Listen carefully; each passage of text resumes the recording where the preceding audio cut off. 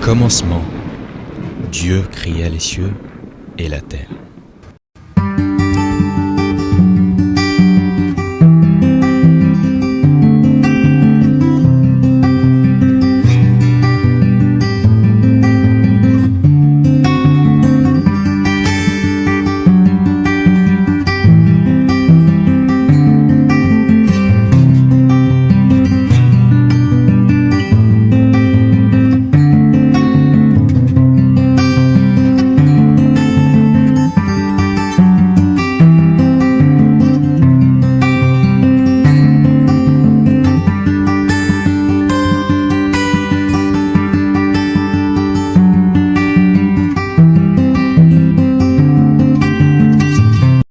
Sullivan, si on n'arrive pas à avoir des enfants, c'est de ta faute. Parce que moi, je n'ai pas de problème. C'est toi qui as un problème. C'est toi le problème. Faut aller à l'hôpital. C'est toi. Oh Seigneur mon Dieu, c'est pas croyable. Natalia, je ne me suis pas mariée pour divorcer. Je ne sais pas pour toi, mais oublie cette idée. Sullivan, ça, c'est ton problème. Je ne t'aime plus, je ne peux pas rester à tes côtés juste pour faire semblant ou pour faire bonne figure. Ou même par pitié, je ne veux pas. Je ne suis pas heureuse avec toi. Je ne suis pas compatible avec toi, donc finissons-en et que chacun reprenne sa vie. C'est simple. S'il te plaît, Natalia, tu ne peux pas mettre fin à ce mariage de cette manière. S'il te plaît, réfléchis. Ce n'est pas un jeu. Sullivan, justement, j'ai réfléchi. Et ma décision est prise. Je veux le divorce. Et à partir de ce soir, nous faisons chambre à part.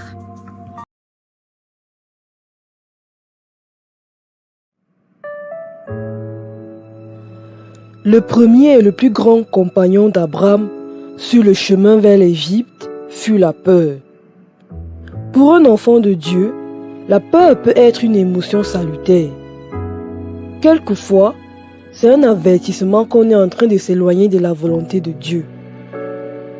Normalement, chaque enfant de Dieu expérimente la peur au début de chaque acte de péché et chaque fois qu'il s'éloigne de la volonté de Dieu.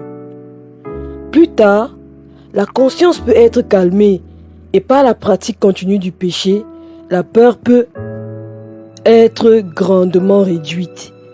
Mais elle est toujours là, comme un avertissement venant du Seigneur. La peur est le sifflet de l'arbitre du jeu de la vie, le Saint-Esprit, pour signaler que les choses ne sont pas en ordre.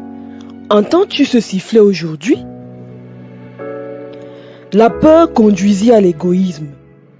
Abraham dit, « Ils me tueront et te laisseront la vie. » Il n'était plus question de nous, il était question de moi et de toi. Il pensa à sa vie, il pensa à la possibilité de mourir et de la laisser en vie. Il devint centré sur lui-même. Mais cela ne s'arrêta pas là. Il fit son plan bien réfléchi pour un brillant avenir taché de péché et basé sur le faux. Il lui dit, « Dis, je te prie que tu es ma sœur, afin que je sois bien traité à cause de toi et que mon âme vive grâce à toi. » Genèse 12, verset 13. Abraham n'en avait pas discuté avec Sarai. Il lui donna un ordre. C'est triste de voir qu'il était si engagé à sauver sa vie qu'il était prêt à faire n'importe quoi, à n'importe quel prix. Il était prêt à livrer sa femme à l'adultère pour sa sauvegarde et sa sécurité. Il voulait que les choses aillent bien pour lui et il voulait que par elle, sa vie soit épargnée.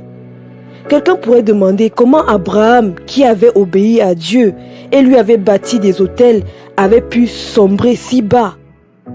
Nous répondrons qu'il n'y a pas de péché qu'un croyant ne puisse pas commettre une fois qu'il s'est engagé sur le chemin de la désobéissance. Sur ce chemin, il pourrait même commettre des péchés qu'il n'avait jamais commis avant qu'il ne vienne au Seigneur Jésus. Chacun devrait s'assurer qu'il reste proche du Seigneur, car loin de lui, tout peut arriver. C'est intéressant. mais triste de voir que Sarai n'avait pas fait objection au plan d'iniquité de son mari. Comme Saphira, elle se complut et participa au plan inique de son mari. C'est une aberration que de demander qu'une femme se soumette à son mari en toutes choses, même si cela signifie la désobéissance au Seigneur et à sa parole. Le Seigneur n'épargna pas Saphira parce qu'elle était juste une femme. Elle endossa la pleine punition pour leur péché autant que lui. Quiconque exige une obéissance inconditionnelle se proclame lui-même être Dieu. On ne doit pas lui obéir car une telle personne aura affaire à Dieu. Quand Abraham arriva en Égypte, les choses se présentèrent comme il avait prédit.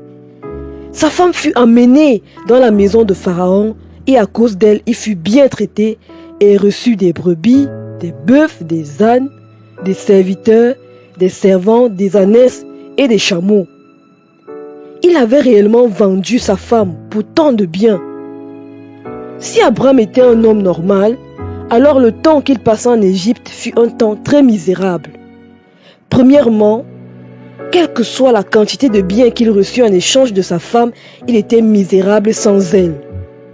Je pense que chaque jour, pendant qu'il imaginait comme femme de Pharaon, et l'étant effectivement, tout en lui était misérable. Les choses qu'il avait gagnées ne pouvaient pas le réconforter dans sa misère. Les péchés que les gens commettent se transforment en fouet et les fouettent.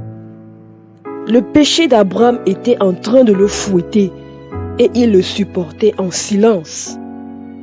Je pense aussi qu'à moins que Sarai fût une femme légère, son temps dans la maison de Pharaon était misérable. Gloire à Dieu, nous allons nous arrêter ici. Merci beaucoup, frère Philippe. Ce passage m'a énormément éclairé. C'est vrai qu'à ce moment, je me posais beaucoup de questions sur comment est-ce que Sarah avait vécu cette situation et pourquoi Abraham avait eu une telle idée. Et aujourd'hui, j'ai eu la réponse. Je me posais énormément de questions sur ce passage. Et vraiment, je bénis le Seigneur pour l'explication. Gloire à Dieu, ma fille. On rend gloire à Dieu. Sullivan, voilà, nous sommes seuls maintenant. J'ai été un peu inquiet tout à l'heure quand tu as dit que tu voulais me parler. Dis-moi, qu'est-ce qui ne va pas? Frère Philippe, ça ne va pas du tout. Ça fait un moment que des choses vont de travers. Et là, je crois que la coupe est pleine. Elle est en train de déborder. S'il te plaît, Sullivan, de quoi parles-tu? Tu m'inquiètes. Vas-y. Frère Philippe, Atalia demande le divorce.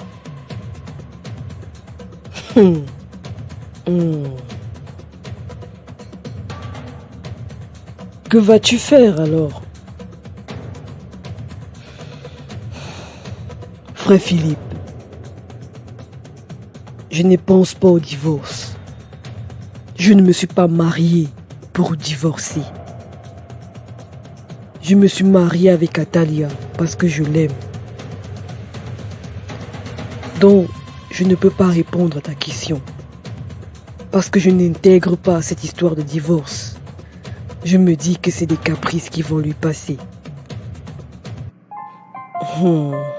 Sullivan, tu ferais mieux d'ouvrir les yeux. Les gens ont l'habitude de dire que l'amour rend aveugle, mais le mariage ouvre les yeux. Ouvre les yeux, Sullivan. Tu ferais mieux d'ouvrir les yeux. Parce que ton film vient de commencer. Sullivan, j'ai le cœur déchiré. Il y a tellement de choses que j'ai à te dire. Je suis sans voix, je suis dépassé. Si tu avais encore 10 ans, j'aurais voulu te mettre à plat ventre et te donner des coups de fouet. Parce que ça, je t'avais prévenu. Mais je sais que c'est pas le moment. Je vais garder tout ce que j'ai à te dire une autre fois. Parce que même si je voulais te dire ces choses maintenant, je n'ai ni les mots, ni ce qu'il faut pour t'ouvrir les yeux sur ce que vous avez fait. Pour le moment, je ne peux que pleurer intérieurement parce que c'est ce que vous êtes en train de me causer, des douleurs intérieures. Oh Seigneur, vraiment, c'est terrible. C'est-à-dire, Sullivan, oh, c'est vraiment le moment d'appeler le Seigneur.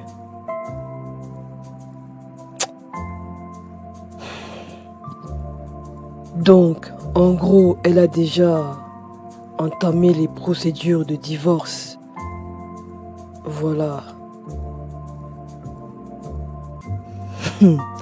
Et tu dis que c'est un caprice qui va lui passer? Sullivan, ouvre les yeux. En ce qui te concerne, tu ne chercheras aucun avocat. Parce que le Seigneur n'est pas pour le divorce.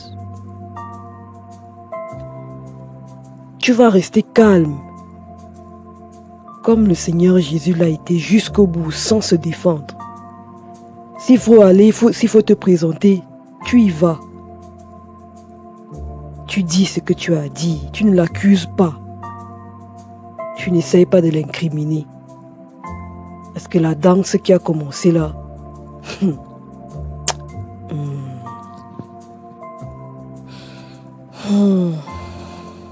D'accord, j'ai compris, frère Philippe.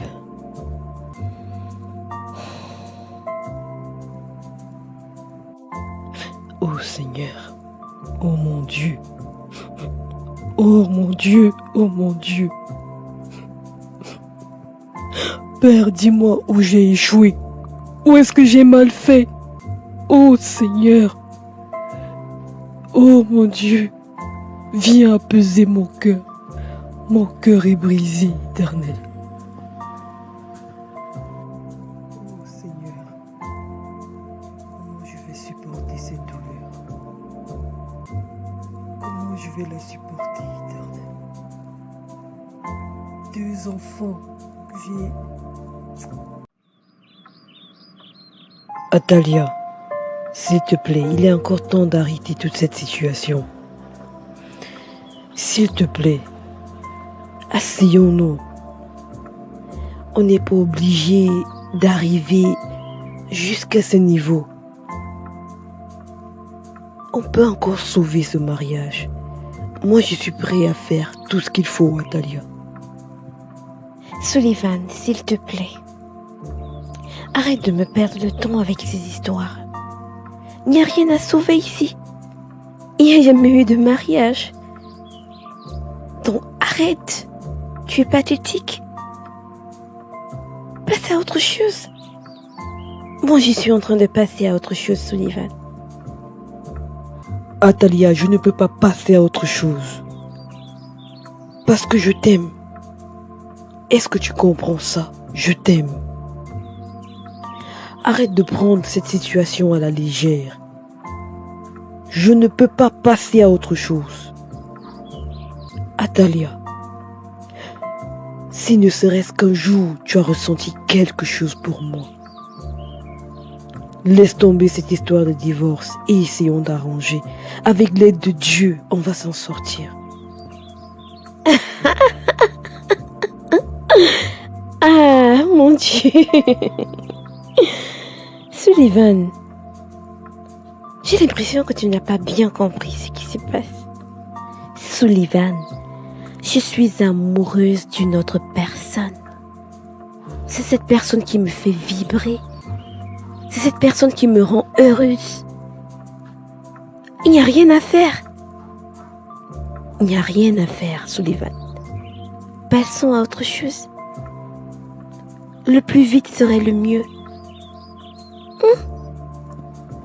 Atalia, qu'est-ce que tu racontes? Quand est-ce que tu as rencontré cette personne? Qui est cette personne? Elle était où pour venir t'épouser? Ah, Sullivan, de toutes les façons, ça ne te sera d'aucune utilité. J'aime cette personne. Je l'aime. C'est un vrai homme. Un vrai. Il a du charisme, il a tout ce qu'il faut. Il n'est pas comme toi. Toi, tu fais pitié dans ta façon d'aimer. J'ai jamais vu ça. Je ne veux pas de ce genre d'amour. Non. Talia, je n'ai pas honte de t'aimer comme je t'aime. Ce n'est pas une honte. Et je ne vais pas changer à cause de toi. Je suis Sullivan. Je ne peux pas être une autre personne. C'est comme ça que je suis. Je me rends compte que tu ne sais vraiment pas ce que c'est qu'aimer. Je me rends compte de cela aujourd'hui, Atalia.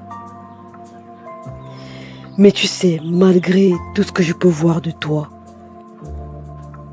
je t'aime toujours. Je n'arrive pas à éteindre l'amour que je ressens pour toi. Et je vais continuer à t'aimer, peu importe ce qui va arriver. Garde ça dans ton cœur. Il n'y a pas de souci, Sullivan. Si tu veux continuer à m'aimer, c'est normal. On ne peut pas se passer de moi. Je suis Atalia. C'est normal. Je suis flattée en plus. Voilà, Sullivan, c'est pas comme si je m'ennuyais avec toi, mais je vais devoir partir. J'ai fini de faire ma valise. On se voit... je sais plus quand. Peut-être au paradis. Atalia. Allez, bye bye. Souli. Gros bisous. Ça y est, Karl, c'est fait. Plus personne ne peut nous empêcher d'être ensemble.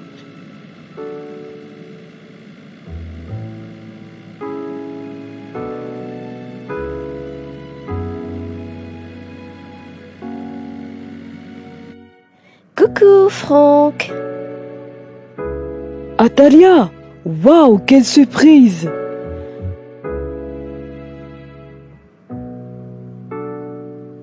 Waouh, tu m'as trop manqué. Je suis trop content de te voir. Comment vas-tu? Et Sullivan, comment va-t-il? Toi aussi tu m'as beaucoup manqué, je vais très bien, je t'assure que je suis au top de ma forme. Et maman, où est-elle? Elle est sortie voir une amie à elle. Tu sais, les matères là aiment trop rester entre elles. J'imagine toutes les histoires qu'elles vont se raconter. Et Sullivan, comment va-t-il? La semaine dernière, il m'a sorti d'un gros problème en informatique. Mais c'est un cerveau ce gars. Je l'aime trop. Il est trop cool, je le kiffe trop. Franck, c'est fini avec Sullivan. Je ne suis plus avec Sullivan. Atalia, tu ne changeras jamais. Mais franchement, arrête tes blagues. Sérieusement, comment va-t-il? Puisque je te le dis, Franck, je ne suis plus avec Sullivan. C'est fini. Je suis amoureuse d'une autre personne. C'est lui mon véritable bonheur. Mais Atalia, qu'est-ce qui s'est passé? Que s'est-il passé? Je ne suis plus amoureuse de Sullivan. Je ne l'aime plus. Sa présence m'était devenue insupportable. Atalia, s'il te plaît, sois un peu sérieuse. Qu'est-ce qui s'est passé? Puisque je te le dis, que je ne l'aimais plus. Qu'il me répugnait, qu'il m'étouffait.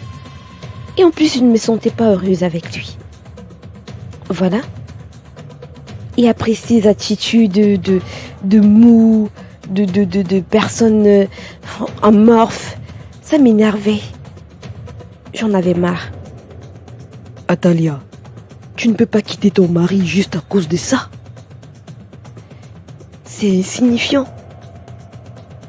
Atalia, s'il te plaît, ne fais pas cette erreur. Je ne connais pas beaucoup Sullivan.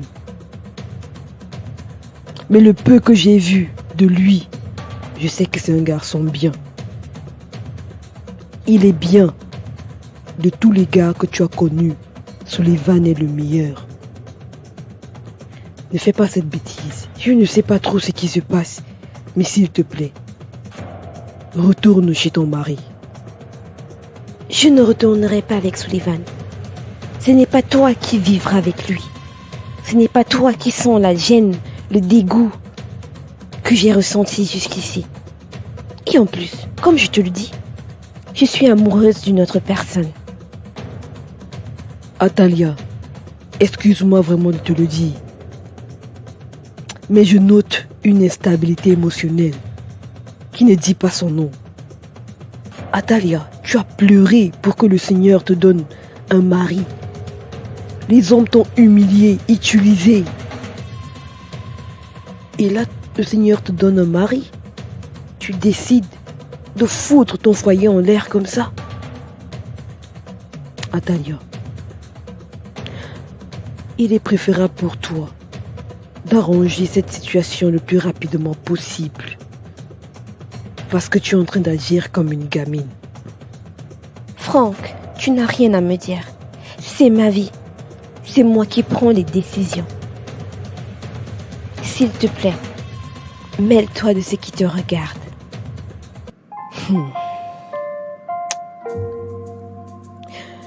De toute ma vie, je n'avais jamais vu l'idiotie en face. Mais aujourd'hui, c'est fait. Quoi? Qu'est-ce que tu dis?